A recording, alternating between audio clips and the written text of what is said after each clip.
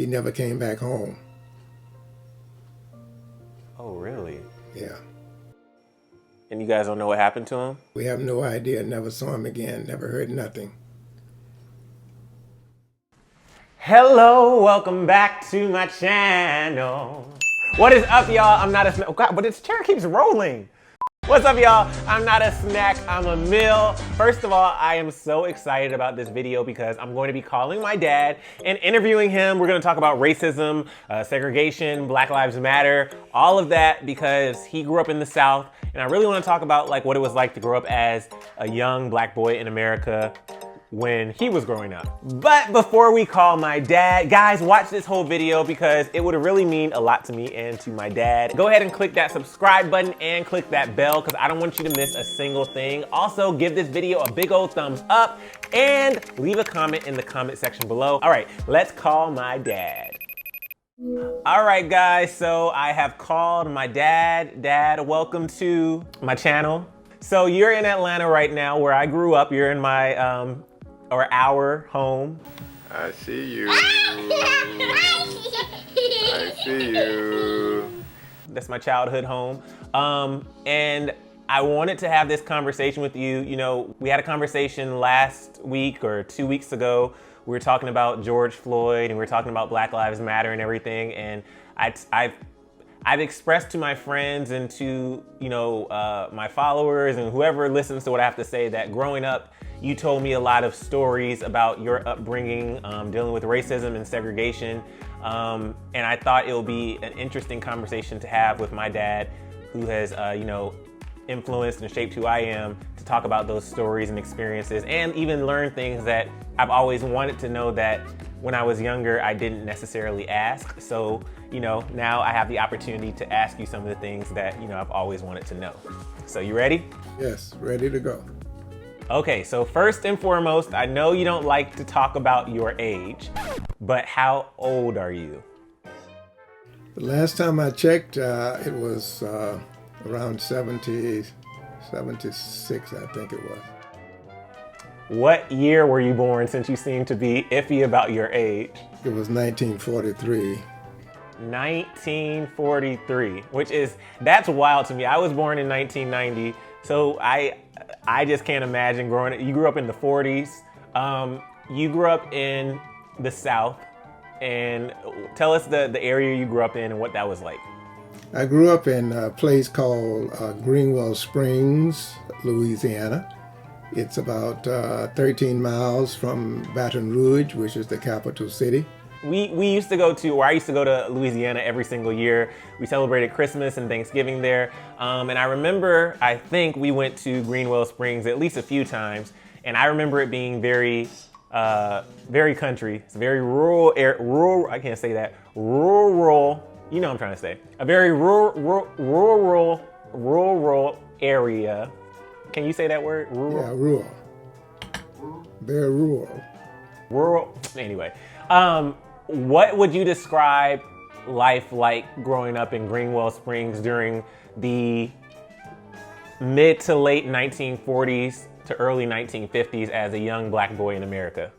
Well, most of the people in Baton Rouge of color lived off the main highway. We lived about 3 miles back in the woods, surrounded by trees.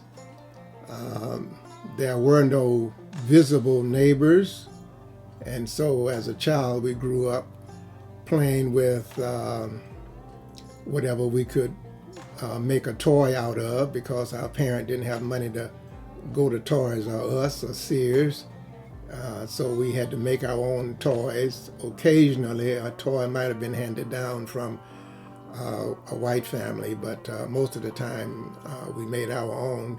Just put a wheel on a stick and push it around the yard, or get a car tire and push it, and that was fun. The area was basically white with maybe 25, 30 Black families, and all of the Black families except 2 or 3 lived on the major highway. And most of us worked for a white family, either in Greenwell Springs or we drove to the city of Baton Rouge. What did Grandma and Grandpa do for work? So she was a housekeeper, and my daddy had a small farm right next to our house. He raised strawberries, and he also worked downtown at the bank. He was a janitor at the bank, and those were the two jobs that he had until he was called to preach, and then he started pastoring, and he still worked as he pastored small churches. Wait, so when you say Grandma was a housekeeper, you mean she maintained your house? All she did was maintain our house. She would do all of the cooking and the cleaning, and the food was raised on the property, including chickens and ducks. She'd go outside and get a chicken and cook the chicken on a wood stove. I would get the wood and bring it inside. Now, when I got a little older, about maybe 4 or 5 years after I was born, later, the electric people came back there and hooked up electricity. We never got a telephone. That was out of the question. We never got a telephone. And we never got gas or running water. I've sent my dad some questions ahead of time because he wanted to, understand what we're going to be talking about. So one of the questions I sent you was, what's your earliest personal memory of racism? Well, the first experience that I had was probably the fact that we went to a one-room school where there were about maybe 40 students, and we had first to sixth grade with one teacher. She taught all classes from first to second to third to fourth to fifth. She would go from one group to the next group, whereas the white students were in a regular school where they would have individual teachers, a principal, etc. Also, when we left that school and went to the junior high school, 7th grade plus, we were bused about 30 miles. So one of the ladies in the community used to drive our school bus, and we had to ride about 30 miles each day from our home to the school and back home every day. So it was quite a trip. And when you were riding, were you going through white neighborhoods as well? Like, did you encounter? Well, we passed close by the white school, which should have been a school for everybody. And then we would go to the black school, which was in another community, totally another community. Growing up as, a black person in America specifically, I remember the first time I was called the N-word. Do you remember or have a memory of the first time you were called the N-word? I was never called the N-word other than somebody maybe hollering out of a car. And we just ignored that and kept going. That didn't bother us. We just ignored it. Basically, white people treated us with some degree of respect. We weren't in contact with those who were called KKK or whatever. Most of the people just working white people, and sometimes their kids would do things that were ugly, but other than that, we didn't have any problems. Did you guys have a strong presence of KKK in Not your really. area of Louisiana? Not really, because most black people stayed within their neighborhoods, and we didn't have any businesses except 3 grocery stores in the area that we visited. There were no restaurants, there were no swimming pools, there were no other activities going on except, going to a grocery store and coming back home. So you just stayed to yourself and with your group of people? Right. So I never was able to meet your grandparents. I obviously knew Mama Letty and Daddy Rev, who were your parents. May they rest in peace. But I never was able to meet your grandparents. Did you have a close relationship with your grandparents on, both sides? My grandmother was in our home for about 6 years of my life. She was crippled with arthritis, so she could not walk. So we had to help her with her eating and with her all of her activities. She was bedridden, you might say. I don't know anything about her early life. My mother and daddy didn't discuss things like what happened when they were young. That was interesting. They never brought those subjects up. So I don't know what kind of work she did. And my granddaddy, I'm not really sure where he worked or what he did. We were not close. I believe he lived in Baton Rouge, and we didn't visit each other a lot. At that time, people didn't have a lot of money to travel, even short distances, because they, number one, had to buy a car, and number two, they had to buy gas.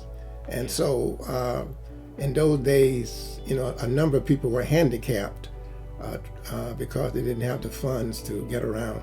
So Grandma and Grandpa didn't talk about, to really any extent, the life of our great parents. So that's on both sides, Mama Letty's parents and Daddy Rev's parents? My mother's grandparent were not living during my lifetime.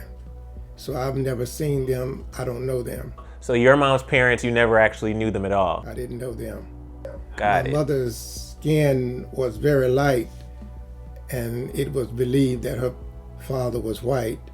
And so she didn't talk about her daddy, other than she said that he had a mustache which she used to play with that was sticking up, and that's all she would say about him. She never told me anything else about him. That's so fascinating, because I mean, obviously you told me a lot about your upbringing, so in my mind, I think I figured, as you were growing up, they shared those type of details with you too. But I guess, do you feel like it was either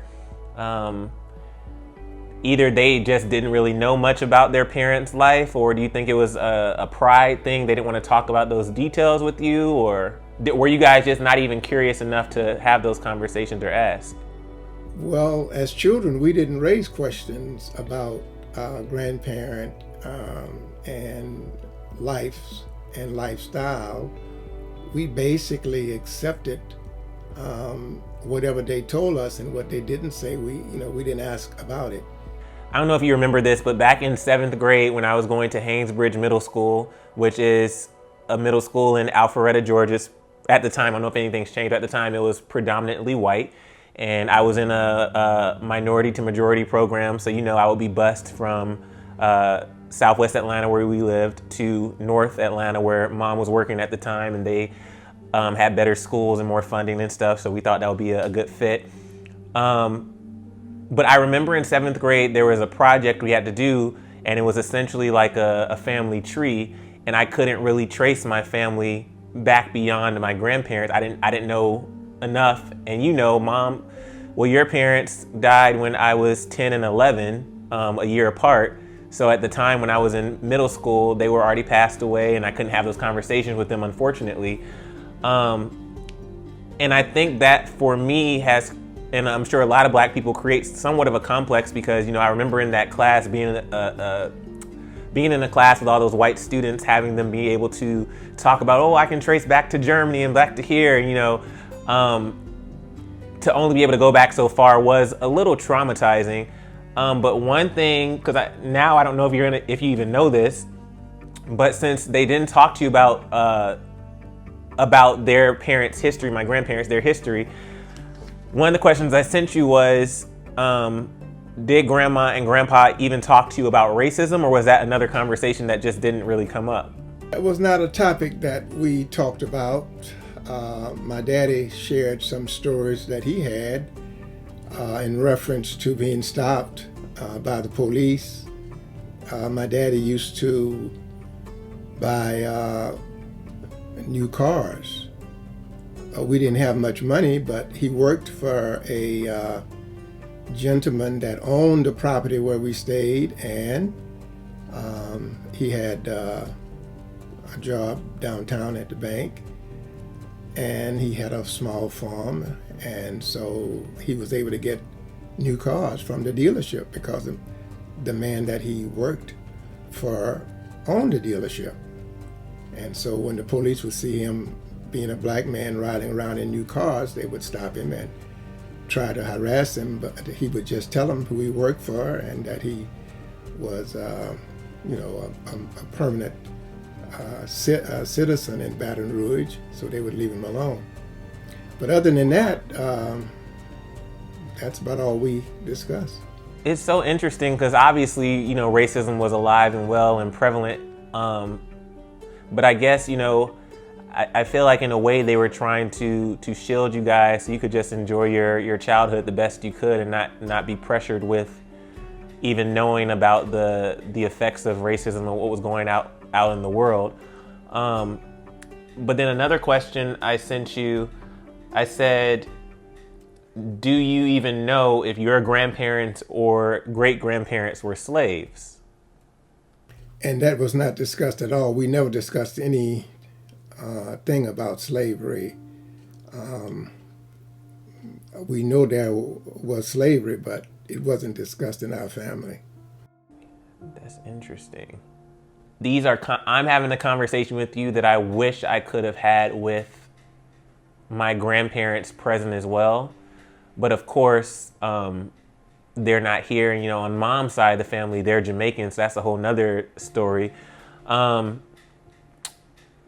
what's the scariest experience or experiences that you dealt with regarding racism? One experience that I would call that negative, and that was my sister and I used to walk those 3 miles from back in the woods to the main highway, and then we would walk from the end of that road to the elementary school, which was about another 3 miles every day, back and forth. We had no bus system, and my dad would be at work, so we had to walk. So one day we were coming back from school.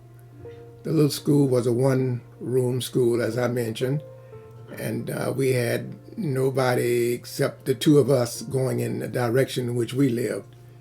And so we were walking along the road together, the highway together, and a truck pulled up beside us, and he opened the door where we were standing, and we stopped to see what he wanted.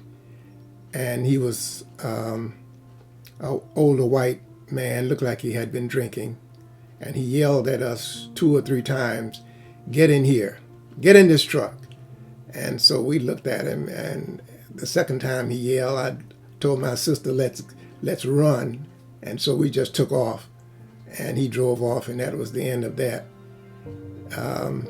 Now my oldest sister remembers cars following us sometimes down the road that we used to walk to our house. And she said when the cars would follow us, we would run in the woods and hide behind trees, and they would turn around and go back out because they couldn't find us. So those are the only experiences that I know of. Other than that, we didn't have any experiences. What do you think their intent was in following you, to cause harm? Could have very well been to harass us. It could have been any negative thing. We had an uncle in the community who left home one day. I think it was around the 1st of the month. He probably had his Social Security check. He never came back home. Oh, really? Yeah. And you guys don't know what happened to him? We have no idea. Never saw him again. Never heard nothing. I guess the interesting thing is hearing your childhood versus my childhood, and even to this day, growing up, there wasn't, it's opposite for me, and I'm glad I grew up in Atlanta, because, where we grew up, there were doctors and lawyers. The mayor of Atlanta lived down the street, civil rights leader. So I grew up, in an area where, the elementary school I went to was A. Philip Randolph Elementary School. So I grew up knowing about, the history of racism and civil rights and things going on. But I think you were definitely instrumental in teaching me like what I needed to be aware. I remember specifically you always said, don't get a red car, because you said red cars, attract police already, and you're a young black man, and that can be an issue. There are just little things you would say throughout my childhood, and as I got older, to let me know like how I had to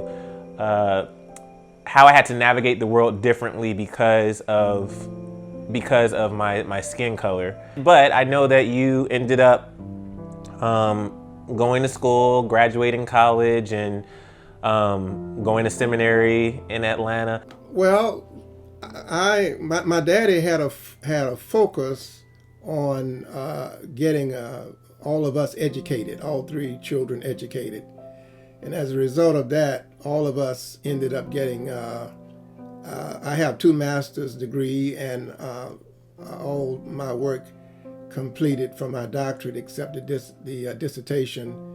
And my sisters both have 2 master's degrees, so we all realized that education would get us out of poverty. There were no Methodist seminaries in Louisiana, so I came to Atlanta to Emory University, Candler School of Theology. And when I arrived on campus, they told me they didn't have any place for me to live. So the young lady gave me a list of homes in the neighborhood, and I realized that they all were white, and I wasn't going to go and ask them to stay in one of their rooms. So I gave it back to her, and she said, well, I think we can put you in an apartment here on campus. And so she did. And that's where I lived for my tenure at Emory, and graduated with a degree in theology. What involvement, if any, did you have in the civil rights movement in Atlanta, or what did you experience regarding the civil rights movement? Well, while I was at Emory, that was a time when they were doing some marching, and so I left campus and joined the march one day. I've always had a deep interest in photography, so I had a 35 millimeter camera, and so I carried my camera with me and went downtown and joined the march and took pictures. And when I got back to the campus, one of the young men who worked in communications at Emory or at the theology school asked me for a copy of the pictures, and he published some of my pictures in the school magazine. So that was the only demonstration that we call them demonstrations then. That was the only demonstration that I participated in. My focus was mainly on getting my education. I realized that if I was educated, that I would be able to cross bridges that otherwise I could not cross. So I wanted to make sure nothing got in the way of my education. How would you say things are different now regarding racism and just the way the world is now versus back when you were growing up? Well, when I was growing up, we couldn't dine at restaurants. You would be invited to go to the back door, and if you wanted to use the bathroom, you had to go to a place where they had a sign that says white only and colored only. So that has changed a lot. When I was growing up, we did not see people of color standing behind counters selling products or working cash registers. If you saw a person of color, then they would be doing a sort of a task that was a labor type work. There wasn't anything done that was, clerical type. Yeah. So that has been a tremendous change. The other thing is only people that had nice homes were people who were school teachers and people who worked at plants like Exxon or plants of that nature. Everybody else basically was struggling, trying to survive. So it was very difficult in my day. And I know, obviously we've had great strides when it comes to advancing career-wise, financially, and succeeding. And but I guess the the thing is, because in your earlier stories talking about up, you still talked about, you know, the issues that you had with police back in the day and how that was like a very real fear, and, you know, you had to act a certain way. And in that regard, I think that's why I get triggered when, you know, we talk about police brutality and we talk about certain things. You know, people will come back and say all lives matter, or they'll focus on, I guess they'll focus on the current situation as if this is a new situation, but it's been going on for so long. And, you know, obviously a lot of people are, you know, waking up to the history of policing and what that actually meant and how it started. So I think that's the reason, one of the reasons why I wanted to bring you on here. One, just because I wanted to have this video as a record just for the future, but also I think there's power in hearing that, you know, even though we have made progress, there are some things that haven't changed and some things that we're still fighting for, like the same things that you guys were, you know, marching for back then, and the rights that we were fighting for. Yes, we've made progress in a lot of ways, but there's still some basic things that we still have a lot of work to do. Do you think now with social media, and because I would say the major difference between my generation and your generation, but even like your granddaughter Michaela or Andrew's generation, is they kind of grew up in a time where social media was present and there's like a 24-hour news cycle, so they're constantly aware of what's going on. Do you think that with all of this movement we're seeing and this activism we're seeing, specifically in the last few weeks, where we've seen this worldwide shift regarding Black Lives Matter, do you think that this is going to be the catalyst that actually makes a change? Well, I think it has already made some changes. I believe that mayors and city councils and other government leaders are in the process of reevaluating police brutality and police conduct. I think corporations are reevaluating the way in which they treat their minority employees.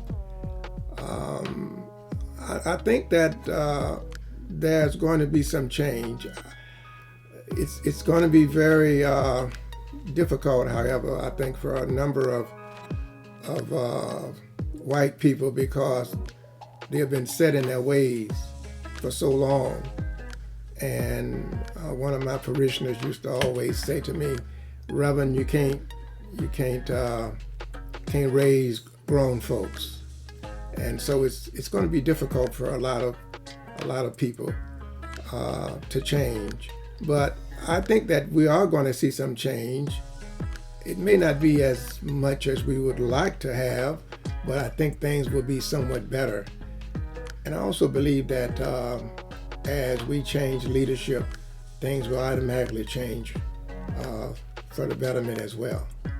So what message would you leave me, your future family members that you'll never meet, anybody watching this video, what message would you leave with us? Well, I think it's important for us to continually have this conversation. I think the conversation about racism is one that should always be on the table, even though it's not a pleasant conversation with some people. We are educated by sharing our experiences and our knowledge. And a lot of people don't really know anything about people of color. And so I think it's going to be helpful for us to continue to educate as many white people as we can in terms of who we are and what we are about. I also believe that we're going to experience racism as long as people are not connected with God. God is love, and if we love God, then we will love each other. And until we learn how to relate to God, until we learn how to be humble and obedient to His word, I think we're going to always have some issues of racism. I think that was well said, and I thank you for taking the time out of your schedule to talk with me and do this video. I know that there's a lot of hurt and pain in the world right now. There's a lot of frustration, but I will hold on to that message of leading with love. And in times of despair and in times of uncertainty, you always taught me to lean in to my faith and really understand that God is in control and has a plan.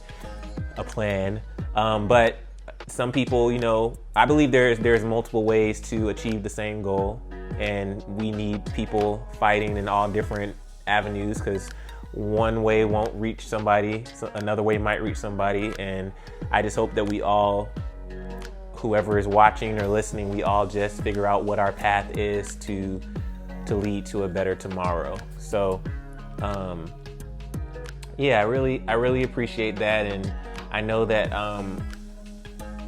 your parents and your grandparents and your ancestors are looking down on you and your sisters, and they're proud of the life that you've led and the offspring that you've created. And it's just, I felt like this was an important conversation to have, and I do believe that even though it may be uncomfortable for some, the more people that are having these conversations, the better. Because if we continue to act as if, this isn't a problem in this country and in the world, because racism isn't just an American thing, if we continue to act like this isn't a problem, then nothing will ever get accomplished. So I think that's why I'm glad that, now these conversations are becoming more of a focus and a priority. So. Great, yeah, I agree with you. And we can all join together and pray and hope that things will get better.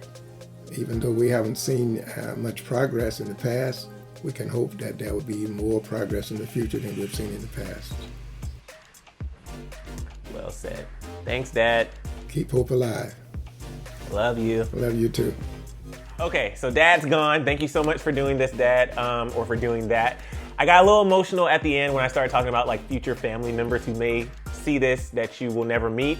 But I'm just glad he was able to share what he went through and his experiences, and hopefully you guys were able to learn something from something that he said. And I'm just grateful that he did that video. Also, I'm going to be giving some shout outs in the next video, so leave a comment and like this video and subscribe, and you might get your shout out, okay? And stay tuned, because there's lots more content coming your way. Speaking of, why don't you click right over here somewhere, because there's another video for you to watch. It's ready to go. So what are you waiting for? Click, click, click, click, click, click, click, click, click, click, click, click, click. Click, click, click, click, click. Oh, you better click that video over there. You better click that video over there. Oh, over there. Oh, over there.